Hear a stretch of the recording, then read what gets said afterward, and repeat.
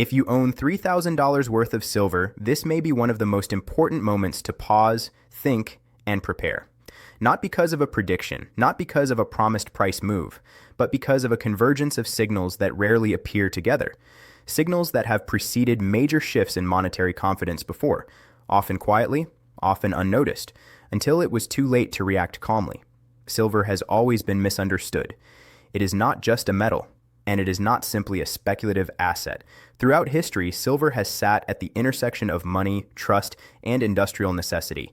And right now, that intersection is becoming unusually tight. What makes this moment different is not a single headline or event. It is the compression of pressures that usually unfold over years, now appearing within months. Monetary policy strain, industrial demand stress, sovereign debt behavior, and a growing disconnect between paper markets and physical availability are no longer moving independently. They are starting to move together. And when that happens, history shows that preparation matters far more than prediction. Silver occupies a unique position in the financial system. It behaves partly like money and partly like a strategic industrial input. This dual nature means it often lags attention until stress appears in both domains simultaneously. When silver moves, it rarely announces itself loudly at first. Instead, it tightens quietly, gradually, until something breaks or resets. Those who understand silver are rarely surprised by what happens next. Those who don't often wonder how they missed it. For decades, silver has been priced as though it were abundant, replaceable, and secondary. Yet silver is essential to modern life in ways gold is not. It is used in electronics, solar panels, medical devices, water purification, advanced defense systems, and emerging energy infrastructure. Unlike gold, silver is consumed. It disappears into products, landfills, and systems where it is no longer economically recoverable. Above-ground silver inventories have been declining for years, even as demand has quietly increased. This is not a theory. It is a structural reality. At the same time, silver remains tied to monetary confidence. It has historically acted as a pressure valve when trust in currencies erodes, not explosively at first, but persistently. When paper promises multiply faster than tangible value, silver begins to matter again. Not emotionally, logically. That is the phase we are entering now. Over the past several years, global debt levels have reached thresholds that were once considered theoretical limits. Governments are servicing obligations not with surplus productivity, but with rolling issuance and monetary expansion. This creates a system that depends on confidence remaining intact, confidence that currencies will hold value, confidence that markets will function normally, confidence that obligations can be met without destabilizing the system. When confidence holds, metals remain subdued. When confidence cracks, even slightly, metals begin to reprice the risk. What is different now is that central banks themselves are behaving in ways that signal caution rather than confidence. Accumulation of tangible reserves, diversification away from single currency exposure, and subtle changes in settlement arrangements all point toward preparation at the institutional level. Central banks do not chase trends. They prepare for contingencies. And when preparation becomes visible, it usually means internal models are flashing warnings long before the public sees symptoms. Silver is not the first asset institutions talk about, but it is one they watch, because silver's price does not need to rise dramatically to signal stress. It only needs to stop behaving normally. When paper markets show volatility disconnected from physical flows, when premiums widen, when delivery times stretch, when inventories draw down quietly, those are not speculative events. They are logistical ones, and logistics reveal truth faster than narratives. For most individuals, owning $3,000 worth of silver is not about speculation. It is about optionality. It is about having an asset outside the digital system, outside counterparty risk, outside policy decisions. But optionality only works if it is paired with understanding. Understanding what silver is, how it behaves under stress, and what preparation actually means. Preparation does not mean panic. It does not mean rushing or reacting emotionally. It means asking the right questions before pressure builds. Questions like where silver is stored, how accessible it is, and what role it plays within a broader financial picture. It means understanding that liquidity can change quickly, not because value disappears, but because access becomes uneven. Historically, when monetary systems enter transitional phases, metals do not move linearly. They stall, they frustrate, they test patience. Then they move suddenly, often after the public has lost interest.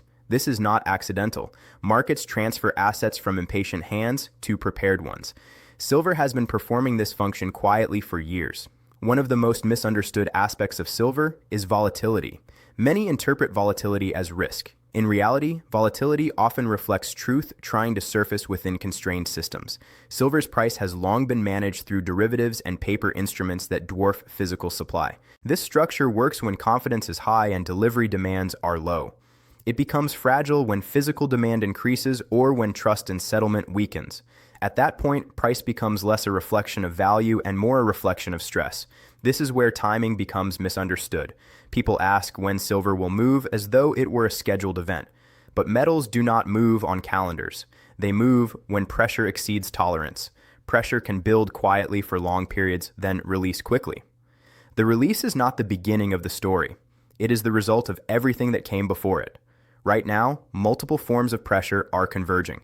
Industrial demand is not slowing in the way many expected. Energy transitions, electrification, and technological infrastructure continue to rely heavily on silver.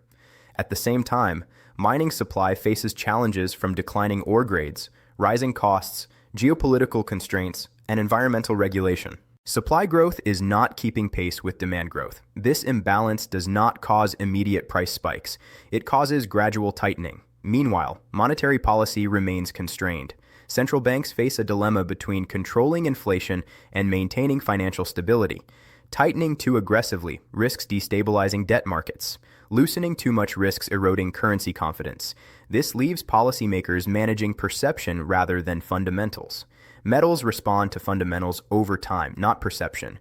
For individuals holding silver, this environment changes the nature of the asset. Silver becomes less about price appreciation and more about system resilience. It becomes a hedge not against inflation alone, but against dysfunction, against delays, restrictions, and recalibrations that often accompany periods of monetary adjustment.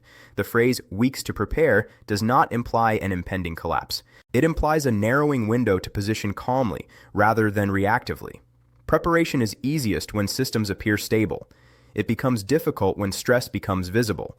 History shows that once narratives shift publicly, access changes quickly. Premiums rise, availability tightens, choices narrow. None of this requires catastrophe. It only requires enough uncertainty to alter behavior. Silver's role during such periods is not to make people rich. It is to keep people steady, to preserve purchasing power across transitions, to provide optionality when systems recalibrate. Those who misunderstand this often sell too early or buy too late. Those who understand it rarely talk about price targets. They talk about positioning. There is also a psychological component to silver ownership that is often overlooked. Silver requires patience. It does not reward constant attention. It tests conviction by moving sideways while other assets attract headlines. This is not a flaw. It is a filter. It ensures that those who hold silver do so for reasons deeper than excitement. As signals align, the question is not whether silver will matter. It is whether holders understand why they own it. $3,000 worth of silver represents a deliberate choice. A choice to step slightly outside the mainstream financial narrative. That choice deserves clarity. Preparation may involve reviewing storage arrangements, understanding local liquidity options, and reassessing how silver fits into a broader strategy. It may involve learning more about how silver behaves under different scenarios, not to predict outcomes, but to reduce uncertainty. Knowledge reduces fear. Preparation reduces reaction. In previous cycles, those who took time to understand metals before stress appeared were able to act deliberately when conditions changed. Those who waited for confirmation often found that confirmation arrived alongside constraints. Markets do not reward urgency. They reward readiness. It is also important to recognize that silver does not operate in isolation. It moves in relation to gold, currencies, interest rates, and confidence. Watching silver without watching the broader monetary environment is like watching a pressure gauge without understanding the system it belongs to. Signals rarely appear in one place alone. They echo across systems. Today, those echoes are becoming easier to detect. Shifts in settlement practices, changes in reserve management, subtle language adjustments from policymakers, increased attention to tangible assets by institutions that once dismissed them. None of these signals are dramatic individually. Together, they form a pattern. Patterns do not tell us exactly what will happen. They tell us what tends to happen under similar conditions. History does not repeat perfectly, but it does rhyme. And silver has been part of that rhyme more times than most realize. Owning silver is not about fear of loss. It is about respect for cycles. Monetary systems evolve. They expand, contract, reset, and reconfigure. Each phase redistributes risk and opportunity. Silver sits quietly at the crossroads of those phases, waiting for attention it does not seek. If you already own silver, you have already taken a step many never do. The next step is not to rush, but to refine understanding, to prepare mentally and practically for a range of outcomes. Preparation does not lock you into a single expectation. It keeps you flexible. Flexibility is the true value of silver, not leverage, not speculation. Flexibility. In a world where many assets depend on continuous confidence and uninterrupted systems, flexibility is rare. As the coming weeks unfold, headlines will compete for attention, narratives will shift, opinions will polarize. Through it all, silver will likely continue to do what it has always done: move quietly, test patience, and reflect deeper truths beneath surface noise. The question is not whether something is coming. Systems are always moving toward something. The question is whether you are prepared to respond thoughtfully rather than react emotionally. Whether you understand the asset you hold, not as a bet, but as a tool. Silver has waited centuries for moments like these. It does not rush, neither should those who hold it. This journey is not about predicting the future. It is about understanding the present clearly enough to navigate whatever comes next with confidence, perspective, and calm.